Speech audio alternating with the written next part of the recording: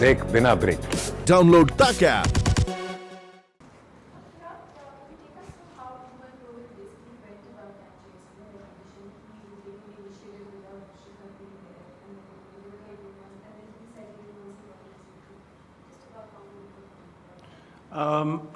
A little different from what we have done in the past. I think a batsman short already. We had to take a call of who bats where in the batting order. So I think experienced guys have to step up in games like these, and that's where experience counts. It's you can call it a cliche, but it does come in handy in situations like this. So we knew that the plan that Australia would have is get one of us out early, so that they can put us under pressure, because Shikhar was in no condition of striking the ball as he should. So yeah, from that point of view, it was a calculated partnership, probably one of the most calculated partnerships we've had. We've had many flamboyant partnerships as well, where both are just going from each end. But today it was about I had to play second fiddle because Rohit was settled in. He knew the pace of the wicket, and in between I gained momentum, so I started going, but then he got out, so I had to play another anchor role from the other end. Then Shreyas took pressure off me. So it's a very satisfying win from the point of view that we had three good partnerships back to back, and it just put things in our favor. We knew Australia was going to come hard. The ball was gripping a bit as well, so they put enough pressure, but we were up to the mark, and we really wanted to win this game, and we just played in the most professional manner that we could, and that partnership was very, very crucial for us.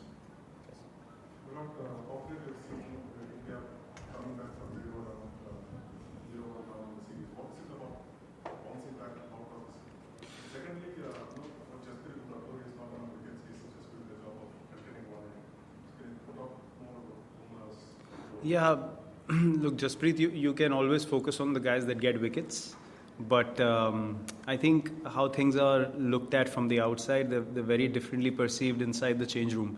So we understand the kind of impact he's made in the last two games, and he was probably the most disappointed and hurt after the first game that we didn't get any wicket at all, and we didn't put them under pressure at all. So he took it upon himself to stand up as the number one bowler, to do the job for the team, contained runs, and then in turn the other guys got rewards because he created enough pressure. So I think his death bowling in the last two games was outstanding, and just the areas he hit with the new ball as well today was very special, and the last game. So yeah, he's contributed massively to these wins. It might not be displayed on the scoreboard like people who got wickets, but his contribution is very crucial.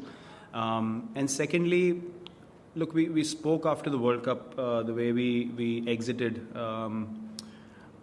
You can't always look for a situation that should go your way at the toss.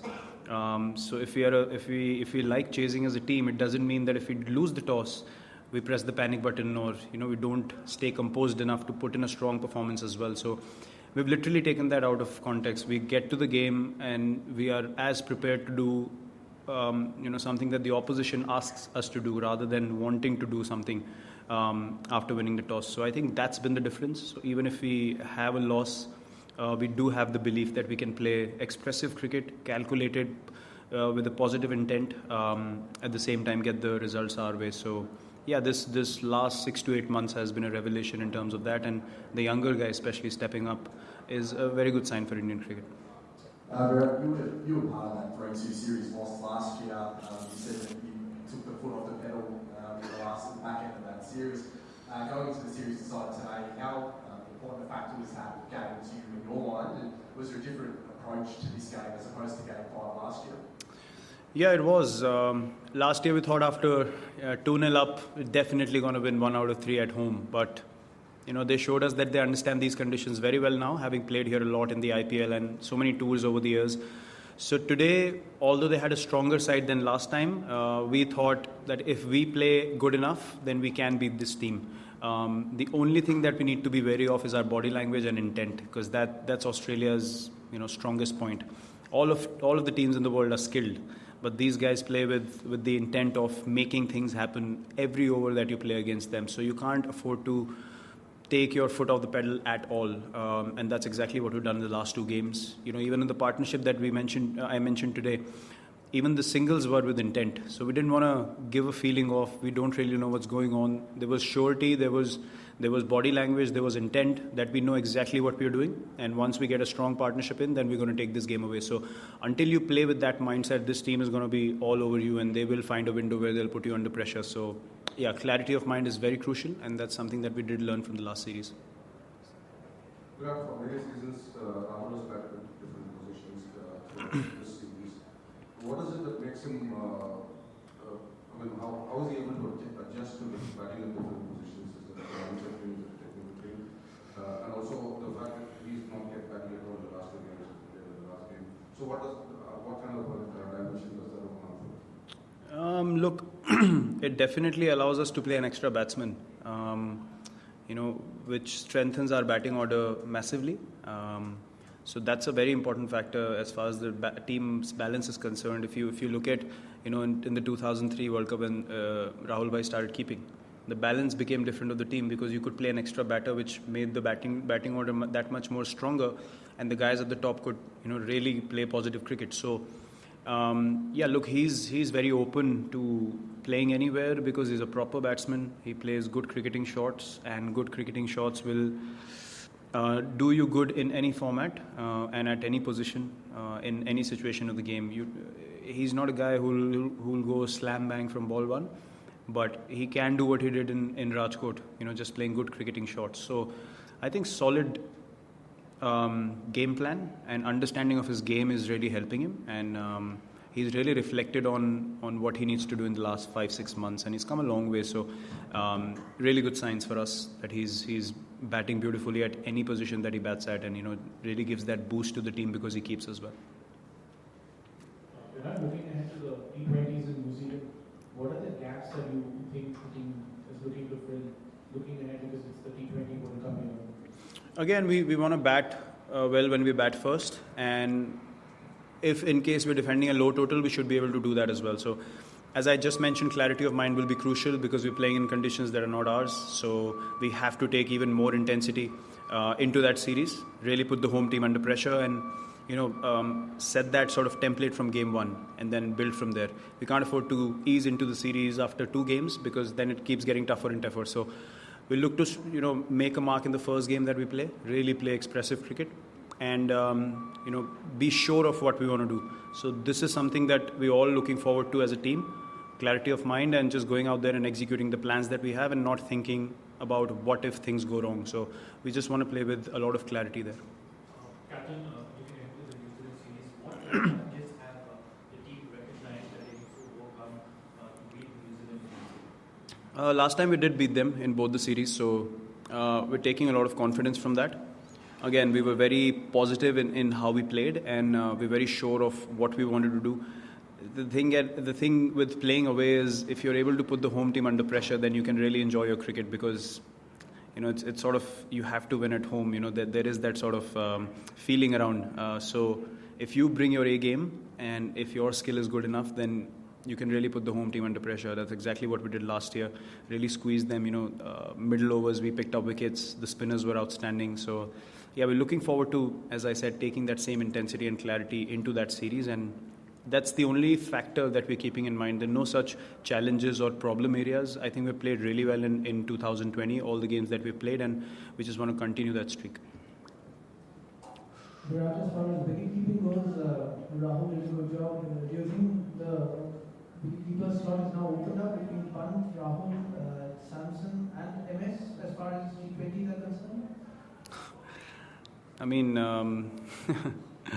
you wanted to ask a spicy question. I could see. Well, look, we have what we have in the team. It's as I said, Rahul really brings a good balance to the team if he can keep that well and bat well at that position. And it's just that he's come into that slot and he's done well. So we'll have to persist with that a little bit and see where that takes us, and not necessarily be confused about what are the other options that we have. So I think lack of clarity in terms of positions in the past has really hurt us. So now that we understand that this feels right, we're going to go ahead with that for a while and figure out whether this is the right thing to do or not. You can't chip and change immediately and create confusion within the group. So we're playing very well, unchanged team, and we did the job again. 2 back-to-back wins. So I don't see any reason why we should change this balance. It has done well for the team, and we want to continue with the same for a while. Two quick ones if I can. First one, were you surprised or relieved when you found out Glenn Maxwell wasn't in the Australia squad? And second one, I'm sure you did a lot of planning on Marnus, I was showing beforehand. What was your game plan of him, and do you think you learned anything from this series that you can use in the test somewhere when you come up against him again? Just stay at cover and just catch the ball when he hits in the air. Nah, I mean he's a quality player. We were talking outside. He's very sure of what he wants to do. Again, body language, intent. He's there. He's running hard between the wickets. He wants the ball. He wants to be in the important positions in the field. So I think he's got the right mindset to be a consistent player, to be a top player in the world for a while. And he's shown that in Test cricket. He's shown that in one-day cricket. And I'm sure if he plays T20 cricket, he'll show the same clarity as well. Looks like a complete team man. So against guys like that, you need to have total clarity and not back-offs, because if a guy brings that kind of clarity, it can really put the bowlers under pressure if you're not up to the mark. So I think with guys like that, it's all about who loses patience first. If you give him a window, he can take the game away from you. He's always energetic. I don't know where he gets that energy from, but he's like a bunny running around, and he's got a lot of energy, and looks like he's just happy playing international cricket, and he's relishing the opportunity to play for Australia. Sorry, what is the first? Were you surprised or relieved? Yeah, I asked the management. I didn't look at the team, and I asked Aaron, do you have only 14? And he said, yeah, we just came with 14. So I asked the management, is Maxwell here? They said he's playing the BBL. So yeah, I was a bit surprised that he wasn't here, especially the way he performed last time in the T20 series. And he got 100, if I'm not wrong, in the last game, and they won the series here. So yeah, I was a bit surprised to not see him, because he can bring the spinning option as well. Right, just also on Australia, obviously yourself, I think you and Rory both have a better record against Australia than your career figures. I mean, is that the case because you play Australia so often, or is it the rivalry there that you see up with? How do you explain that? Yes, we have played a lot against them, but also we understand that when you are important players in your team, Australia always comes after the most important players. We know that historically. So that brings the best out of us as well. We relish that opportunity because you're up against world-class bowlers that are coming hard at you, bowling 140 and above, and really challenging you. So when you play well against a side like Australia, you become more and more sure of your abilities, and if you put in match-winning performances, then that takes you to another level where you feel like you can do it again and again against everyone else in the world. So yeah, they have brought out the best in both of us historically. We have scored a lot of runs against them, but it's always a challenge. You always have to really get into a mindset where you say, we're going positive. We're not going to take a backward step. And because as I said, if they find an opening and they get one of the important guys out, then you're all over the batting order. So we understood that today. It was a good partnership, as I mentioned. But yeah, having played them a lot as well, we know each other's games also. Which goes both ways. They can also trouble us. But yeah, sometimes you win, sometimes you don't. But yeah, today was a good one. Towards the later part of the match, especially, I think there was a little bit of new form and made stroke play a little easy. Did you feel that so? And another thing is, again, towards the later part of the match, they were having 6 and 7 fielders in the circle for Shreyas. Was it your prompting that he went after the bowling, or was it a call that he made by himself? Bit of both. I think there was a bit of dew, I think, in the later half. Ball came onto the bat much better. But again, it wasn't that much dew because the ball was gripping for the spinners. Ashton Agar and Zampa came in at the end, but the ball was still gripping a little bit. Yes, Shreyas wanted to take a chance against Zampa in the over that we got 8 runs. And we decided even if we get 4 of that over, we're still getting 37 in 6. We can easily finish the game off in 5 overs from there. So when we played that over out, I told him, now you've earned the right to go really hard in this over and really express yourself. And if they bowl short balls at you, take it on, because once you execute that in the game, then you get over that mental block, if any, of having problems against one kind of delivery. So I don't think he's going to have any issues anymore, because really went after their best bowlers and got the results, and it took off pressure off me as well. not having to take risks, and the other guy just strikes at 140, 145. So I think he was really smart how he went about it. Communication is very important out there in the middle, and my job as a senior batsman is to give clarity to the younger guys whenever they are in situations that they can learn from, so that they can remember and keep repeating it even at the time that we don't play and these guys are still playing. It's all about gaining that experience and doing the same things over and over again when the situation is difficult. Final one for the talk. Leaving home on a winning note, what does that do to the team's confidence, especially around tour? Yeah, it's really important. This is something that we spoke of at the warm-up in the huddle, that this last game that we're playing in this series, and if we win, you go on a tour, on a happy note, and then you start well. The energy in the group is good, so it's very important. It can go under the radar a little bit. If you lose, you can say one loss and carry on. But when you win, you really look forward to getting to the next destination and just playing together as a team and playing well. Especially because the last 2 wins have been tough. We had to work hard and really play our best cricket to get the victories, and we did so under pressure. So yeah, that always boosts your confidence, and we are definitely looking forward to go to New Zealand now. Thank you. Good night. Thank you. Thank you. Cheers, guys.